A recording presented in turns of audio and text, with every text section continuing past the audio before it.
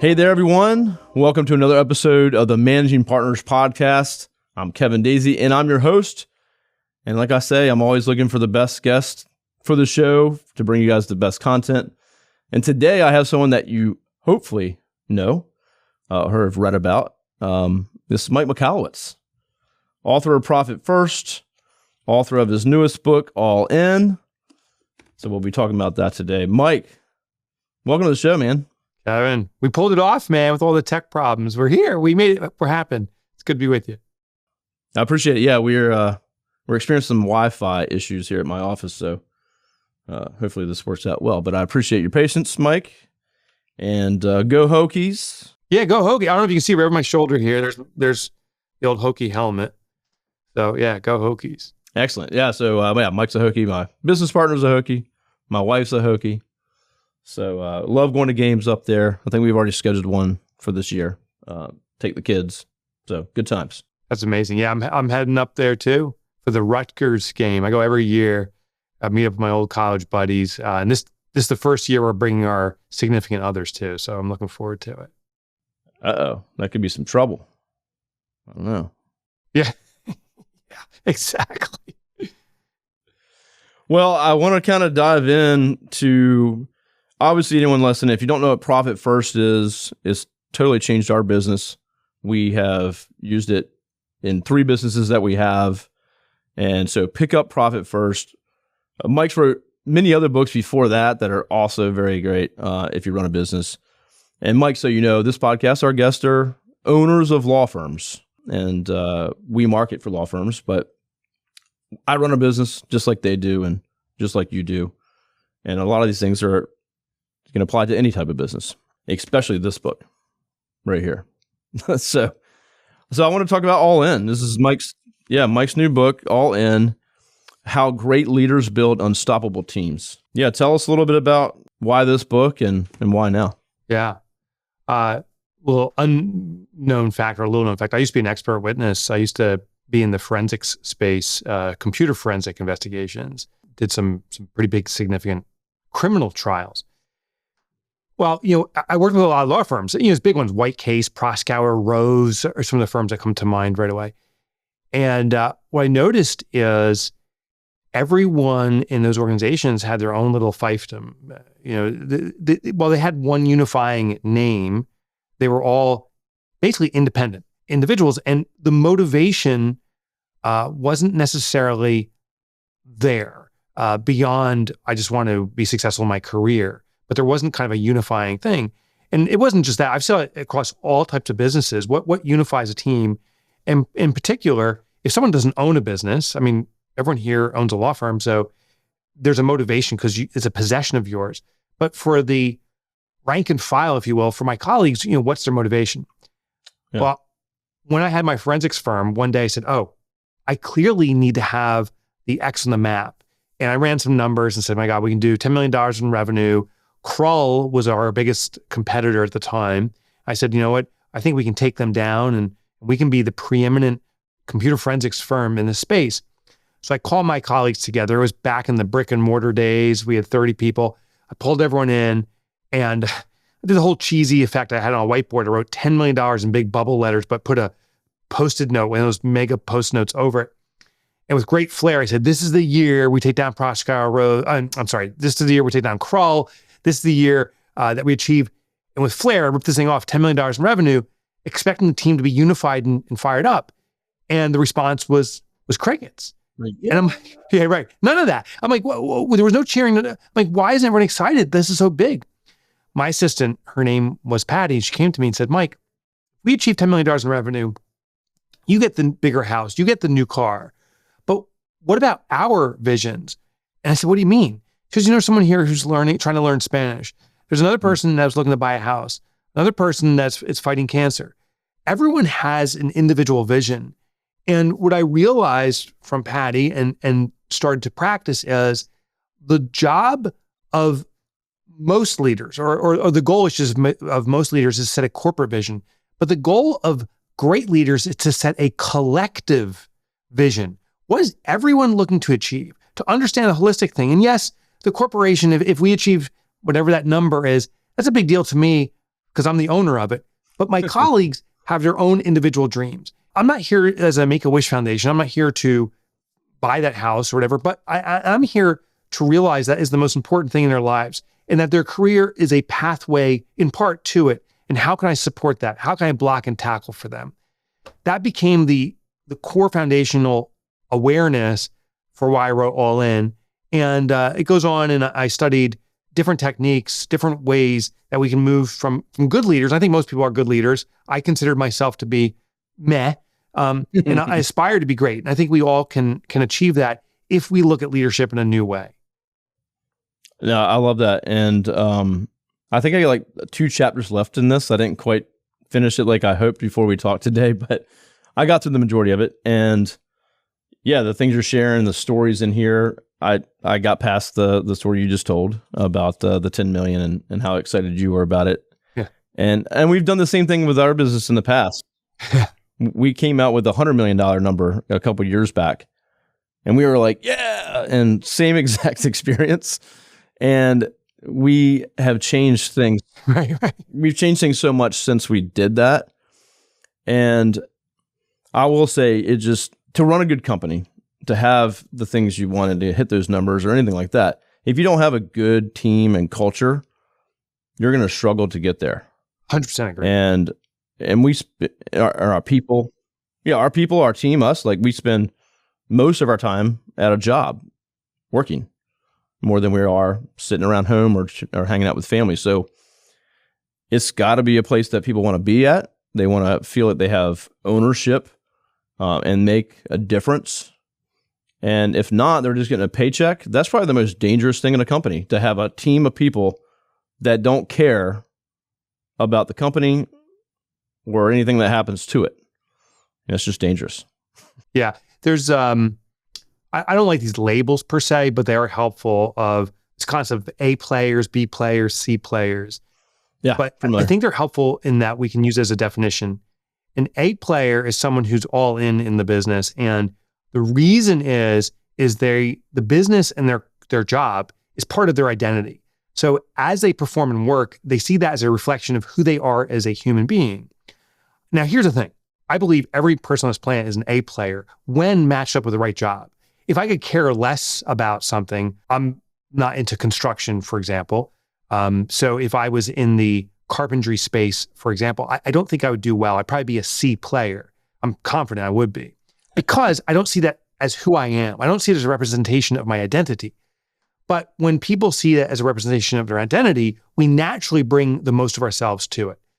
So this goes on to what's called fit. And a fit is where the internal makeup of the person matches up with the external expression of it. What most businesses do is we say, well, I need to hire someone for a position. I call it a title, right? So I need to hire a receptionist. And within that title, there's many responsibilities. Back in the day, at least, it was answering the phone, meeting, greeting, walking customers. Maybe it was doing data entry and stuff when there was downtime. Yeah. What we do is we try to match up talent to title. And that is a mistake, because I may see myself as a very social person. So my identity is strong with connection, greeting people, talking, but I don't see myself as a data entry person or meticulous. That may not be how I define myself.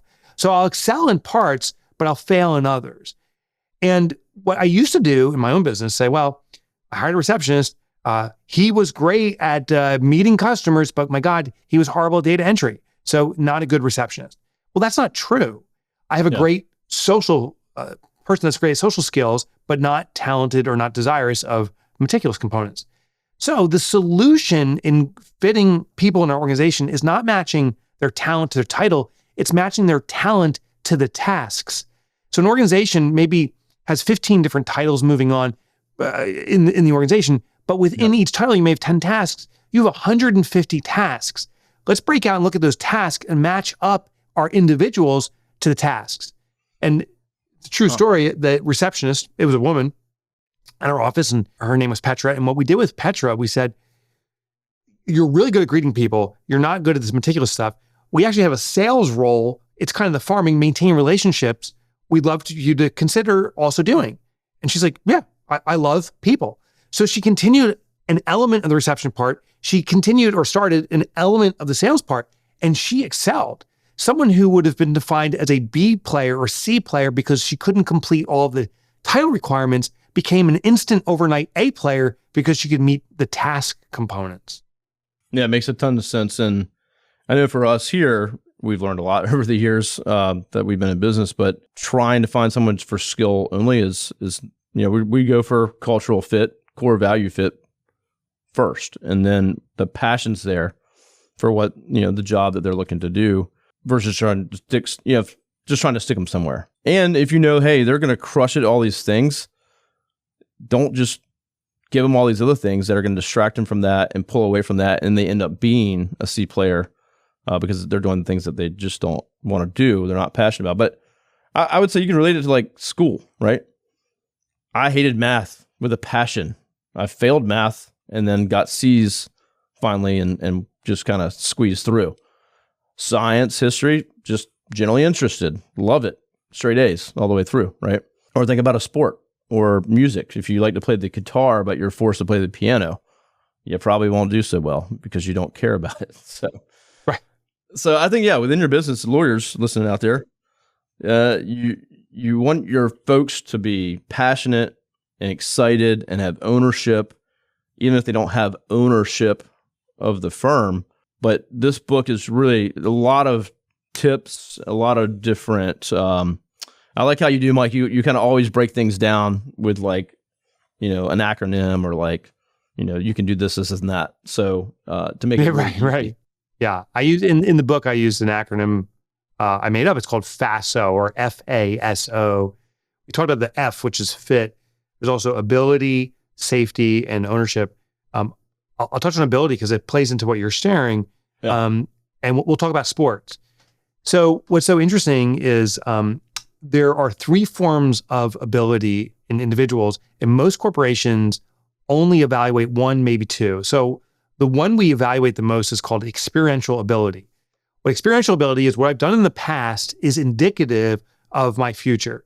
So if I was great in the past at something, I'll likely continue to be great at in the future.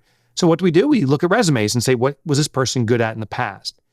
But experiential, there's a challenge. It only is reflective of a person's experience. Therefore, they may be good at things that they don't even know they're good at yet.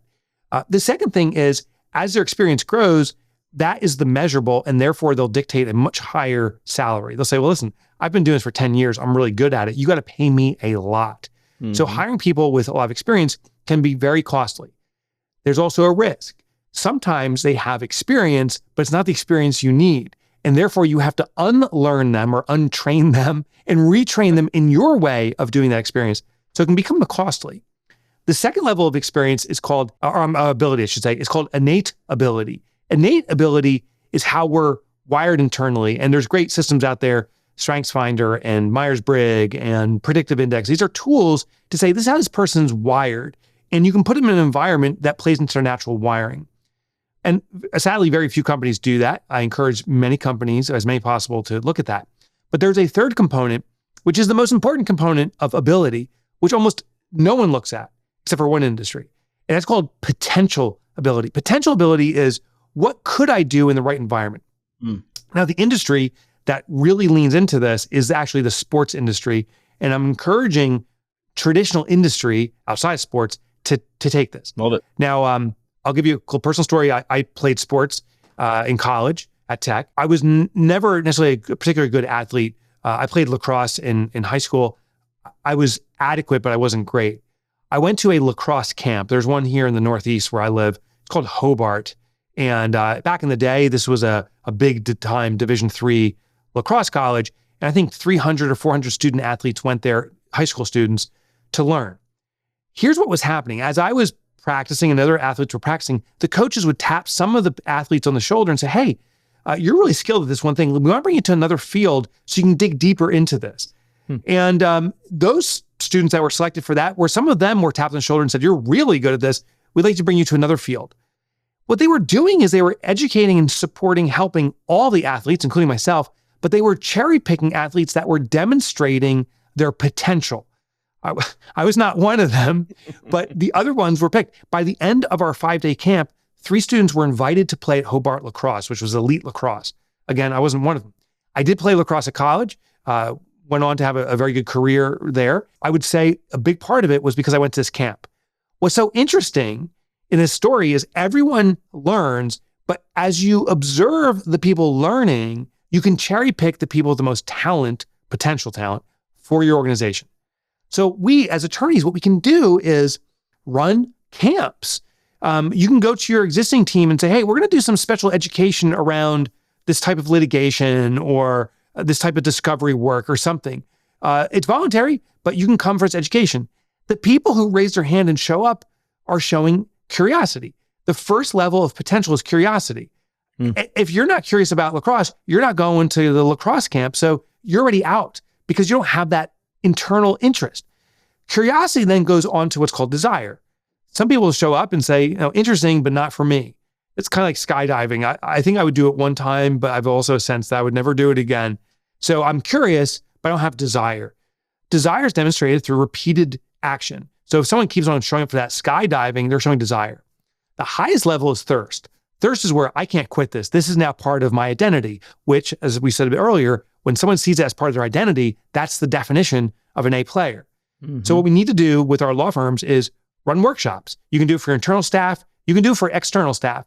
And say, people that aren't with you yet and say, hey, we're putting on a workshop for the public or other attorneys on such and such subject.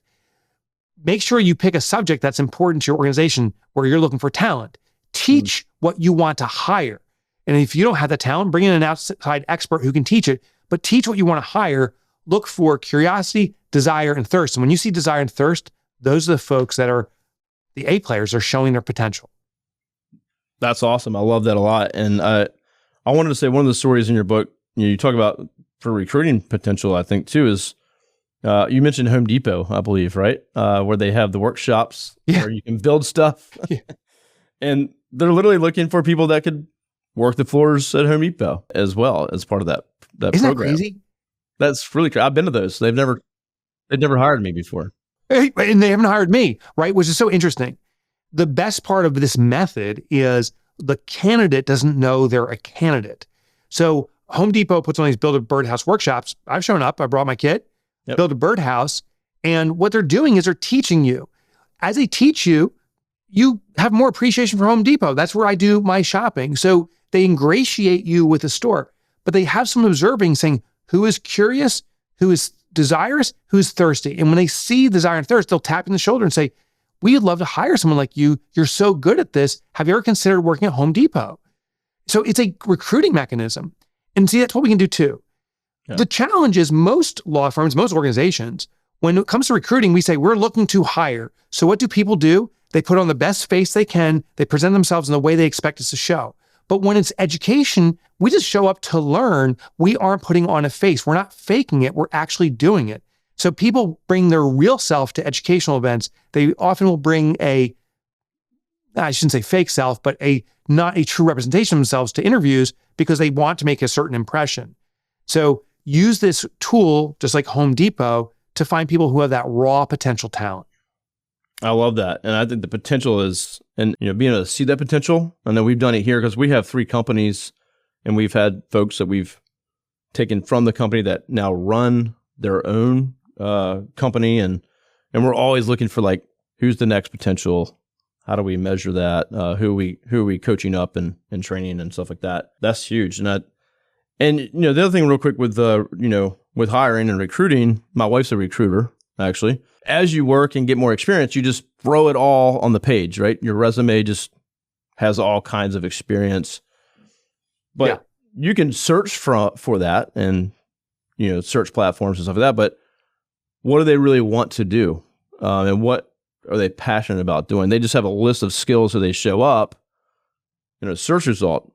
But it takes a lot more to dig in and say, hey, where do you really want to be and what's your goals? What are your personal goals, financial goals? Does our company align and will help you achieve those goals?